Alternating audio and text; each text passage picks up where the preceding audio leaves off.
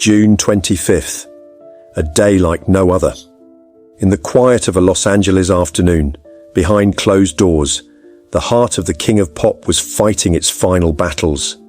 Michael Jackson, the icon, the legend, the artistic hurricane, had fallen. In an instant, the music changed. The world began to prepare for an unexpected farewell. The secret is in the story Season 1, Hidden Affair.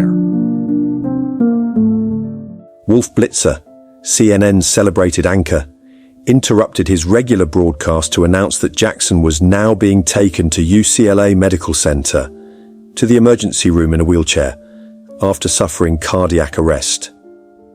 Within hours, TMZ.com broke the breaking news. Michael Jackson has died. He was 50 inches.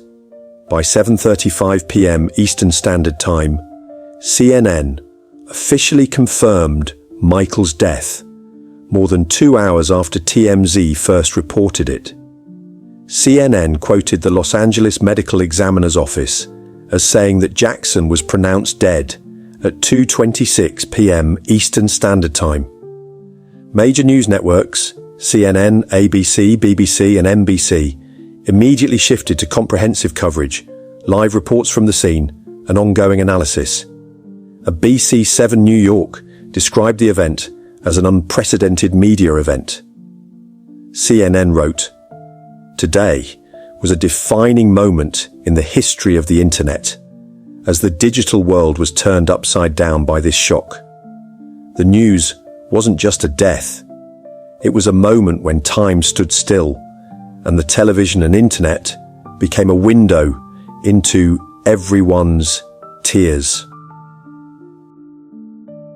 In Gary, Indiana, where Michael was born, children came out carrying old photos of the Jackson 5.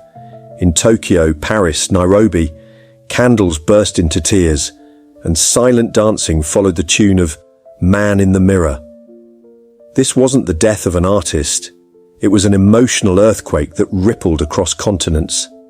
Something broke in the hearts of millions because they hadn't just lost a star.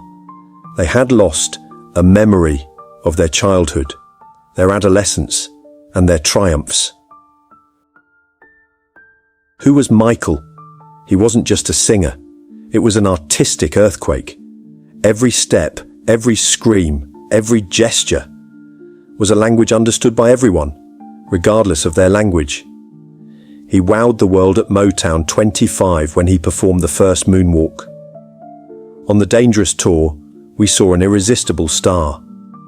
On the History Tour, we saw a stage that became a miniature world around him. Children in the Philippines, teenagers in Mexico, adults in Russia, all memorized his moves by heart.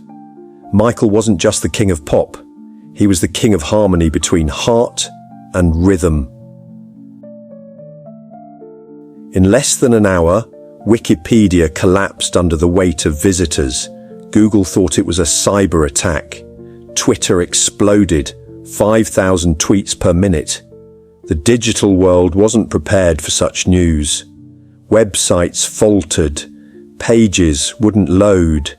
It was as if technology, with all its might, bowed before the majesty of grief. July 7th, 2009. Staples Center. A golden casket in the middle of the auditorium. Sad faces. Tearing eyes. Heavy breathing. Mariah Carey sings in a trembling voice. Little Paris Jackson grabs the microphone and says, "He was the best dad imaginable." It was a royal send-off to an irreplaceable icon. 31 million people watched the funeral. The whole world was at one funeral. But behind the funeral, questions were born about who Michael was, what we loved about him, and about the man behind the icon. Is it all over? Number Michael lives on in us, in that dance we do alone in a room, in that song we hear when we're sad, in that kid who sees the stage for the first time and smiles. Michael wanted to make the world better, and he left trying. Today, every time we hear Heal the World, we complete what he started. The king is dead, But the kingdom remains, between melody and silence, between footsteps and whispers, between memory and longing.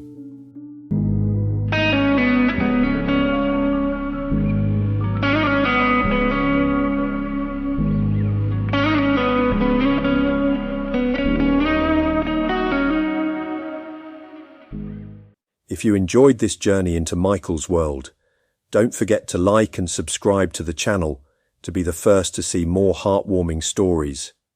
Share this video with your loved ones, and let's commemorate the legend together.